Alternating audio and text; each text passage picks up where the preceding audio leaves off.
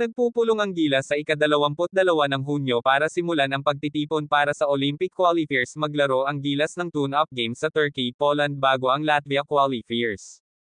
Kung bago ka pa lang po sa aking channel, baka pwede naman po pakipindot subscribe button pati na rin po notification bell para po palagi ka updated sa susunod ko video. Maraming salamat po.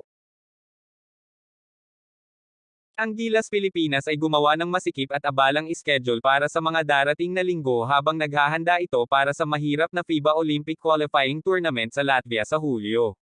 Sinabi ni Samahang Basketball ng Pilipinas SBP Executive Director Erica Di sa Philippine Sports Writers Association Forum nitong Martes na magpupulong ang National sa ika-22 ng Hunyo sa Inspire Sports Academy sa Laguna bago magtungo sa Turkey at Poland para sa tune-up games.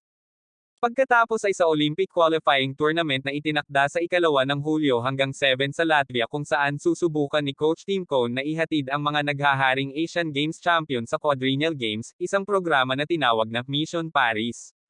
Kami ay nakagrupo sa host team Latvia at Georgia, parehong powerhouses, at talagang inaabangan namin ang pakikipagkompetensya laban sa kanila, sabi ni Di sa forum na iniharap ng San Miguel Corporation, Philippine Sports Commission, Philippine Olympic Committee, Smart PLDT, Milo, at Arena Plus. From Latvia, whether we make it to Paris or not, maghahanda ang Nationals sa FIBA Asia Cup qualifiers sa MOA Arena para harapin ang The Program is Working. Cone has secured the best talents that we have. In the past, hirap na hirap tayo.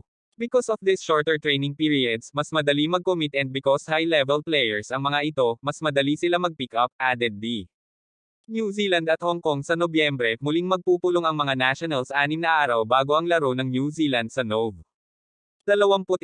Premise ni Coach Tim, we have the same roster every time. Kapag pinagsama-sama mo yung short training periods, mag-accumulate sila, said D. The program is working. Cone has secured the best talents that we have.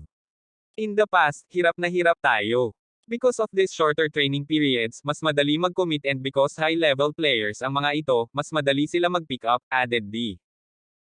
Sino sa tingin ninyo dapat maging kapalit ni Ramos, Edo at Malonzo sa darating laro Gilas Pilipinas? Huwag po ninyo kalimutan mag-comment below. Maraming salamat po. Huwag mo kalimutan mag-like and subscribe sa aking channel. Maraming salamat po.